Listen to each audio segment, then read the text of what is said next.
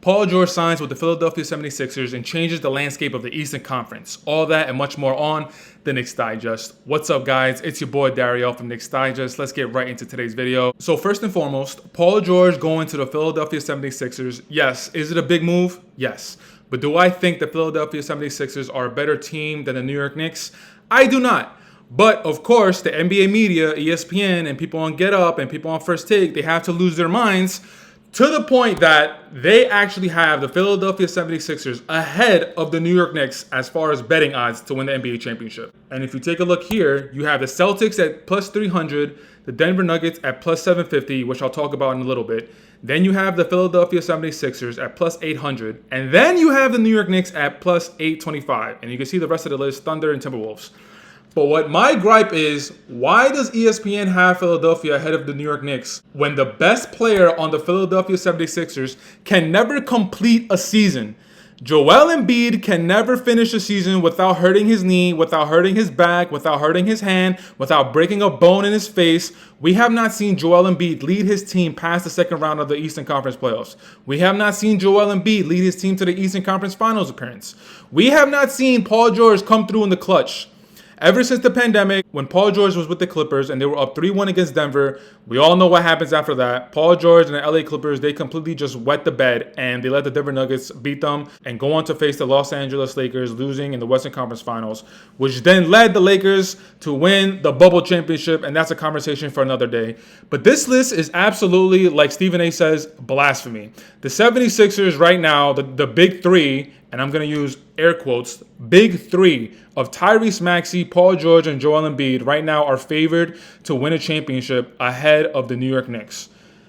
That is, I just don't understand that. That's one thing with the NBA media that I can't stand. It's just, okay, I get it. Free agency, there's a lot of excitement. We get to see familiar faces in different places. We like to talk about the ceiling, the potential of the team with the addition of this player, of that player.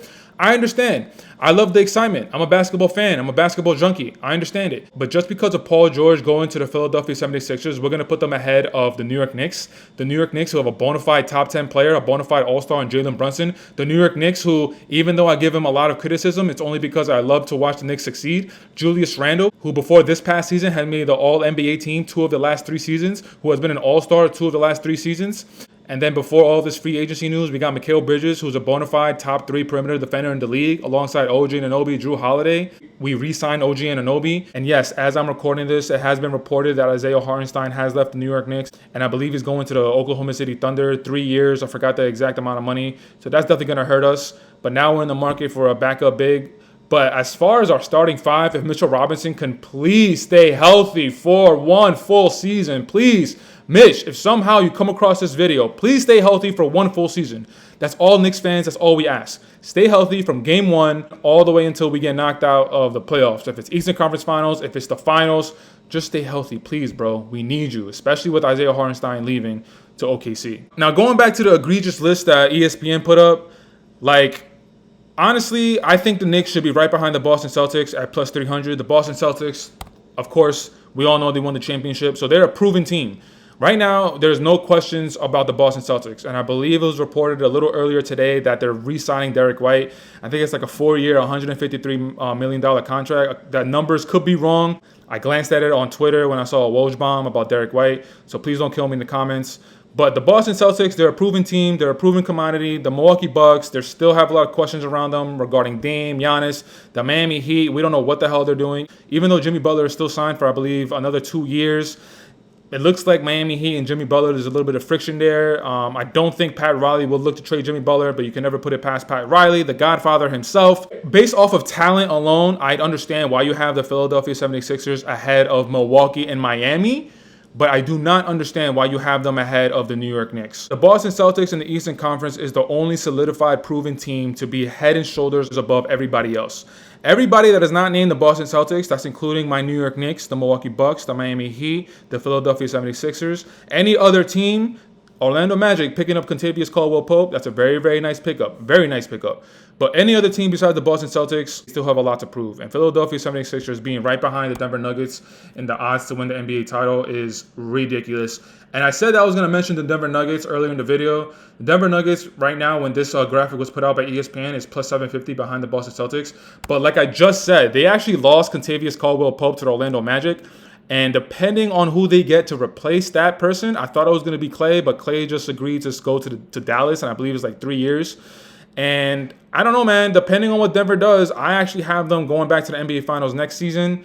But I'm not sure exactly what that team structure is going to look like. Jeff Green, Bruce Brown, and now Kentavious Caldwell-Pope, who were three important players that were part of the NBA championship roster. Last season, we saw what the Denver Nuggets lacked with Jeff Green and Bruce Brown out of the lineup, depending on players who had like 1 year under their belt. And now Kentavious Caldwell-Pope, who definitely has a lot of respect around the league as being a 3-and-D player. You can make an argument that when they won that championship 2 seasons ago, Kentavious Caldwell-Pope was an invaluable player for that team. And now they lose him, and now Nikola Jokic is looking around like, what are we doing? So I still think that they should be on this list. I just don't think they should be number 2. They probably should be like maybe 4 or 5, depending on what other teams' moves are in this free agency market. But sticking with the Philadelphia 76ers, man, like I said in the beginning of this video, great. You added Paul George and Tim Bontemps. Tim Bontemps is jumping out the window saying that the Philadelphia 76ers have the best big 3 in the league with Tyrese Maxey, Paul George, and Joel Embiid. Are we just going to let reporters and analysts just go on TV saying absolutely blasphemy things? Like, how are you going to say Tyrese Maxey, Paul George, and Joel Embiid are the best big 3 in the league when Joel Embiid is never healthy? He is like right underneath Kawhi Leonard as far as like just players that you depend on, but like they're just not able to get out of the bed to play basketball. Like, I'll never understand why the Clippers re-signed Kawhi Leonard in the middle of last season. He literally can't stay healthy for more than 2.5 games in the playoffs. Joel Embiid can never finish a full season being healthy. It's always around when the playoffs are about to start. He always ends up messing up his knee, breaking a bone in his hand or his face. There's always something with Joel Embiid. Paul George, like I said earlier in the video, he has not proven to us that he's been clutch. Ever since he broke his foot with that Olympic scrimmage. Prior to that, his career in the Indiana Pacers, he was definitely a young, promising, up-and-coming talent. And in my personal opinion, I think his career kind of panned out the way it was always going to pan out. But ever since he had that broken foot with the Olympic scrimmage, I don't know, man. His career has been very iffy. Like, from Indiana, he goes to OKC. He teams up with Melo and Russell Westbrook.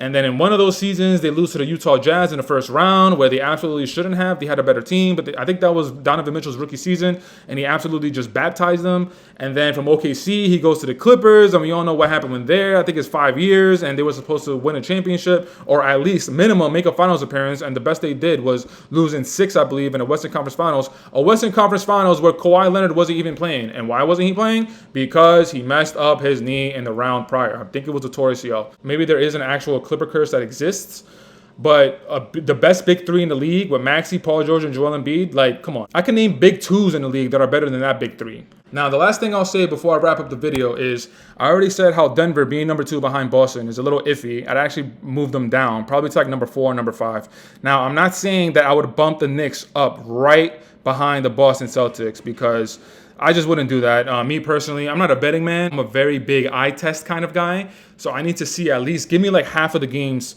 until next season to see what we got. So I wouldn't put the Knicks right behind the Boston Celtics. I think it's the Boston Celtics, and then there's just a big gap. The Denver Nuggets, we don't know what they're going to look like. We don't know the moves that they're going to make. The Philadelphia 76ers, 2 out of their best 3 players are not reliable if it's health-wise or if you're talking about in clutch moments. The Knicks, yeah, we made all those moves, but we still have to prove ourselves. I think the Thunder and Timberwolves, I think you need to bump those 2 teams up. Behind the Celtics, I'd probably put the Minnesota Timberwolves ahead of the Thunder because they actually made the Western Conference Finals. And I'm surprised that Dallas didn't even make this list.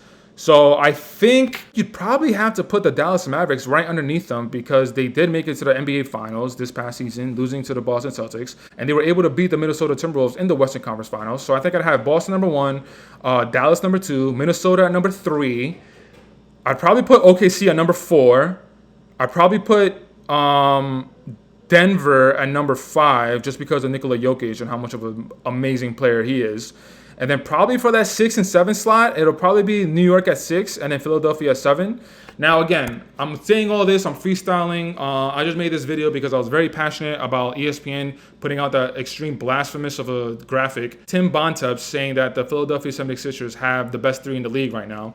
So a lot of thoughts are processing through my mind right now. So don't kill me in the comments if I'm forgetting a particular player that can bump this team up ahead of any of the teams that I just talked about, or a particular team that I didn't mention. Please don't go in the comments and mention the Lakers because they're still an atrocity of a team. They're relying on a rookie coach of JJ Redick to bail them out of a horrific past decade. I mean, if LeBron James didn't sign with them when he signed with the LA Lakers, I believe it was in 2017, they were in the midst of not getting in free agents, not really making any good trades.